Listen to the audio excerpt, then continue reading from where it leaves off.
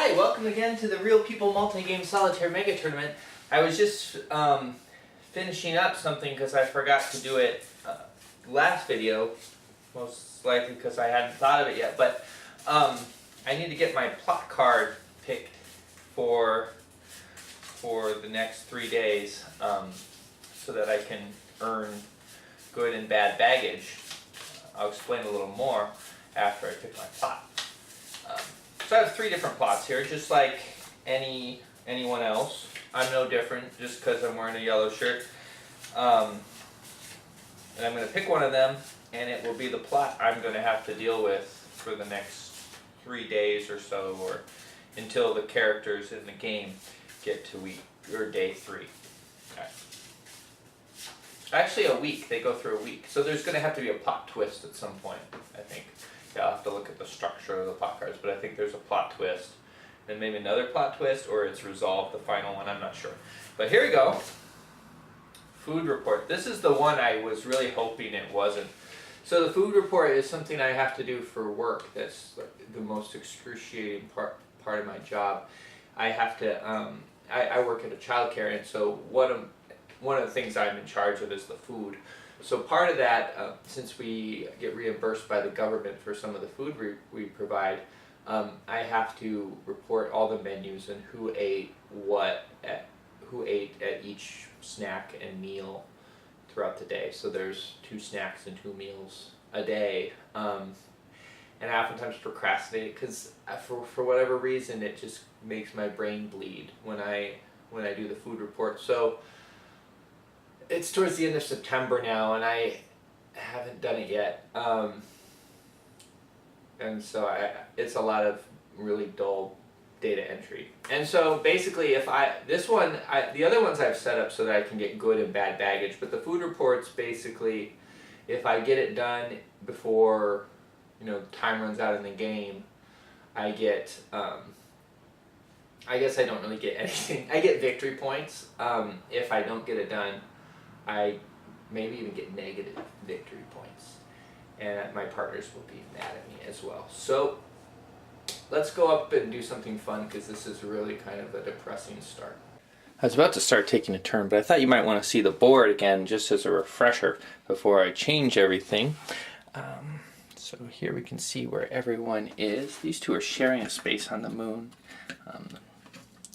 Oh, look at this.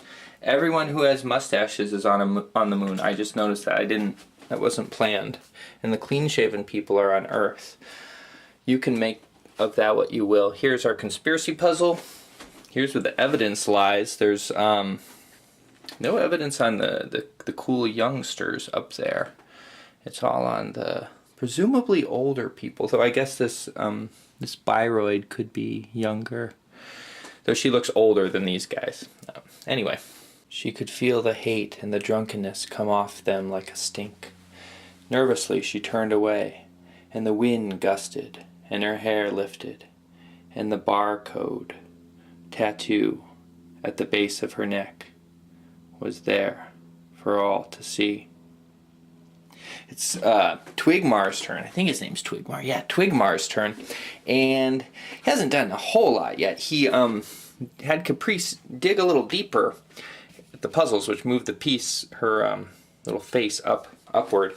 Then she was heading this way, stopped by Thurgan's free clinic. Once there, some people were like, "Oh, you're a clone. We want to fight you." And so she has a choice to make right now, or he has a choice to make for Caprice. She has to fight human first, which is these people who like humans a lot better than what they consider to be fake humans, which unfortunately Caprice is.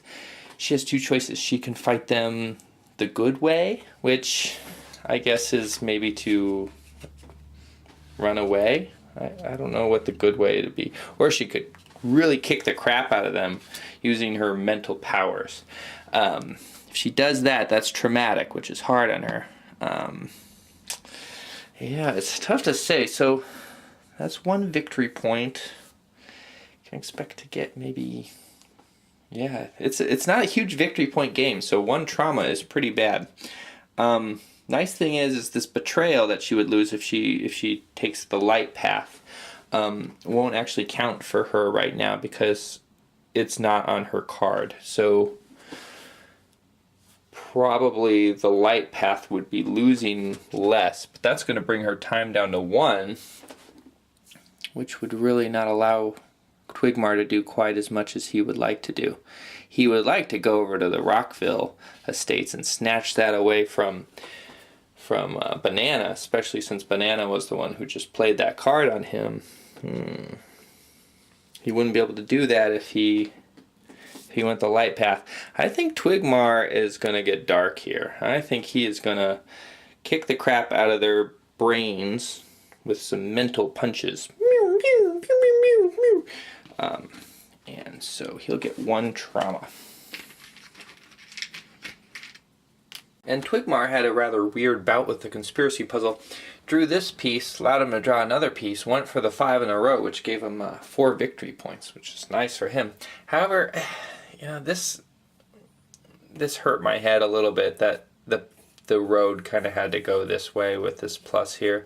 It feels like a really poor use of that plus thing, this plus piece, but if Twigmar was going to score, he had to use it that way. And so it's kind of a bummer. But what can you do? Cut to the chase, Lee. That's what Louis Blaine said when Lee, that's this guy right here, told him that he wanted him to do an errand. So she has a choice to make. Either Detective Blaine, is he a detective? He's some police guy, Blaine. Does the errand and loses 2 time. That's like a third of his turn. Or she loses this Mr. Lee favor, which is a very advantageous favor. It can count as any other kind of favor. So it's good to have. Now, just to kind of give you some comparison, the standard rate of exchange for a favor of a single type is 2 time. Now, this favor, however, works as any kind of favor. So I would say it's better than one of these favors, even though it could get lost if he were to die or something. Tough call for her. Losing some of your turn is not good, especially with all this nice, these nice leads right up here. Yeah, it's really tough. I don't think she's the type of person who would want to waste her time doing favors when there's something else that she had to do. So regardless of whether it's to her advantage or not, I think Mr. Lee's favor is gone, and she keeps her time and the entirety of her turn. Particularly nasty thing about that card being played on her, it put a bad baggage on Lewis for his on the take thing. Whenever anything bad happens to him, he has a harder time of dealing with the fact that he takes money from criminals. And Banana is totally no nonsense. Had Lewis stand his wife up at Memories of Green. Not totally stood up. He could still get there a little later than expected, I guess, the next day. Each turn is a day, and I guess she's just going to wait there. Maybe it's the kind of thing like how you just determine the killer, and that whenever you get there, that's actually when you had the date scheduled for in the first place. I think that's probably how it works. Anyway, so instead of going on a date with his wife, he decided to investigate some leads which were quite close to Twigmar's caprice, actually. Placed some evidence on Vinny the Strangler. Both of that, it was testimonial evidence, along with some more evidence on Sergeant Deja Thoris. And then also played a light card. The light card only cost her one shift, nicely enough, and that gave her a good baggage. So although she got a bad baggage, she's got a net positive. So I wouldn't be surprised if more people didn't play dark cards on Lewis right now, because it gives them kind of a little more bang for their dark buck by putting bad baggage on the plot. So anyway, it matches the plot. That was the one thing. Let's drop some cards, so let's let this go. And he's in a good mood, so it helps him to do light things. Oh, actually, No, he's in a bad mood. I forgot he played a dark card. So he's in a bad mood. So it did cost him an extra one. That's not good. Did cost her an extra one. So anyway, what she's going to do with this is she's going to take one of the evidence here on Vinny the Strangler and move it. And she doesn't know which one it was. I think she placed one and Twigmar placed the other. So she's going to move it to someone she's less interested in, this person, because she doesn't quite know what it is. Cooney's just had a blast buzzing around the moon. First he went to First Unity Church, placed some evidence on Mark Henry. I believe it was in, it was documentary evidence, I think, yeah. Then he went to Eliza's Toy Box, into Freetown, had some fun with the kind of, I guess, the sort of folk who hang out at Freetown, and then went to the Free Flyers Club and uncovered a puzzle piece connected to the mining bosses, which makes sense because if he can successfully connect it to this eye, it's going to give him a bonus for his corp favor.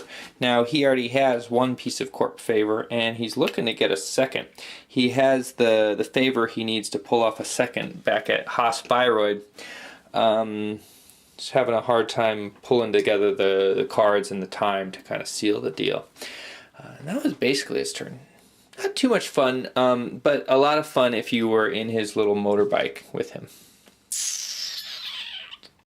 Forgot to mention, Dick had some blokes. I don't know. They're just some guys who don't like Floyd because he's a robot. Attack Floyd. Now, due to his, which is the directive? Oh yeah, due to his first directive, he had to choose light tactics in the fight, which is probably what he would have chosen anyway. All that does is give him one bad baggage. Now, how bad baggage is going to work for him since he just chooses the outcome is it's going to carry over to his next card. So there's maybe a point where he doesn't just get to choose the outcome and baggage is going to matter. Yeah, so he just picked the guy up and scared him away rather than bludgeoning him, and got a bad baggage. As you can plainly see, Sparky is in something of a tough position right now. A lot of the leads, pretty much all of them, have sunk to earth. As you can see here, a lot of them are over there. A lot of leads on earth. The moon's pretty much tapped out, except for Sergeant Deja Thoris is her name. Oh wait, no, there's some things. Oh, there's one right here. Yeah, there's another lead in Tranquility Home. I didn't notice it. Anyway, there's not a lot on the moon, so Sparky is going to be doing a little bit of time killing here. First thing he wants to do is sacrifice 2 time in order to get some focus in dealing with his old flame. So I think I picture him sitting on he's at the Earthrise Hotel. I was actually picturing him sitting on a bed in a hotel, just kind of like talking himself out of this obviously bad relationship. So he did that, lost 2 time. He also has a special power where he can lose a time and draw 2 cards. Other people can only draw 1 if they do that, but he can only do that once a turn. So he can get another time that way, use another time that way to his benefit. What does he want to do? He's going to need to light shift if he wants to play any more light cards. He definitely wants to take a card for himself. That's always nice.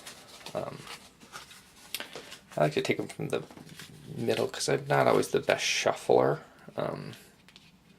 It's just there's a lot of decks and I don't want to spend the time to shuffle them all thoroughly. So sometimes I just pull from the middle or from different places in the deck, and I feel like that works just as well.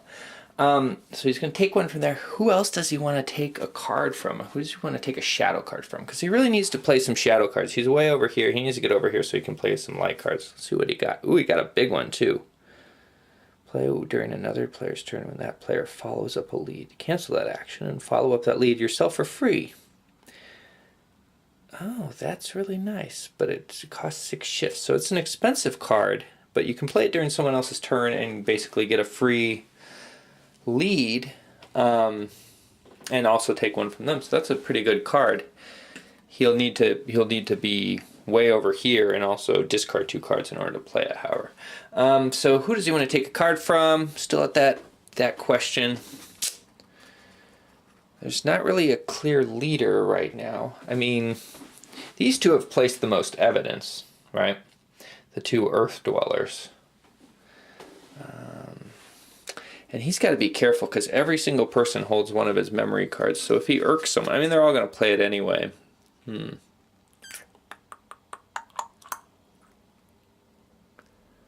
Gregarious, he probably wouldn't do it. He seems like a gentleman. He wouldn't do it to the lady. And she's a lady in a way. He's a lady in a way. I guess Coonies? Yeah, maybe he'd do it to Coonies. Let's take another look at him.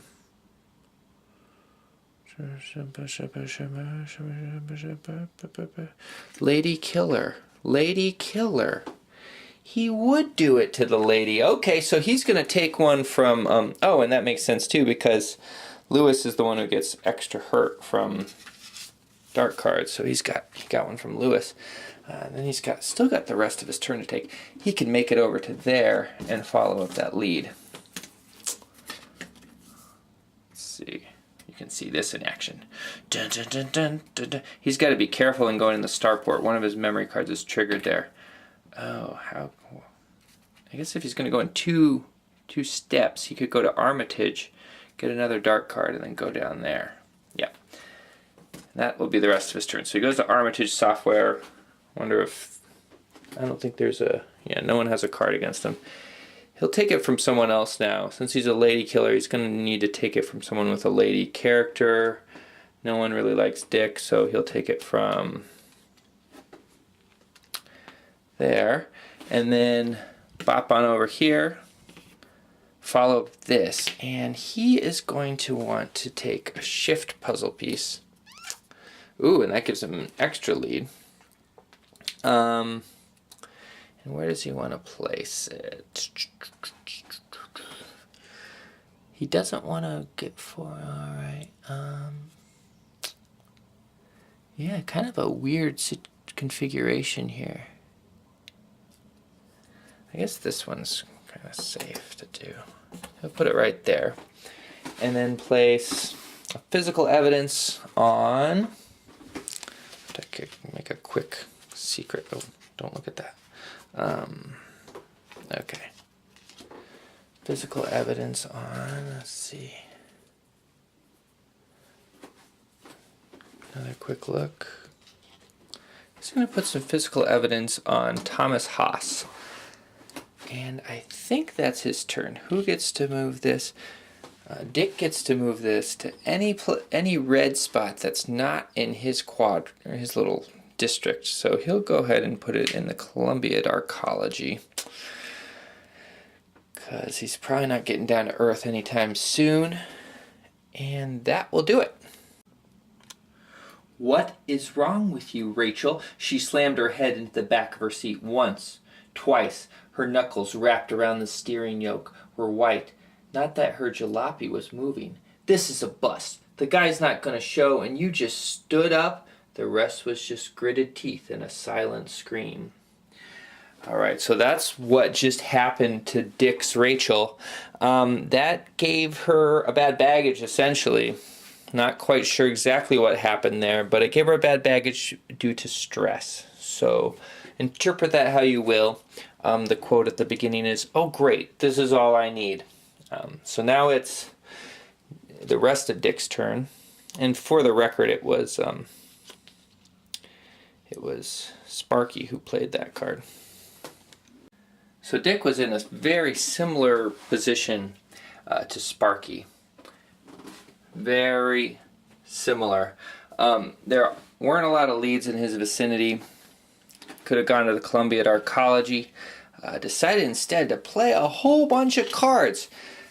And so let's go through what he played. This one cost him nothing except for one time.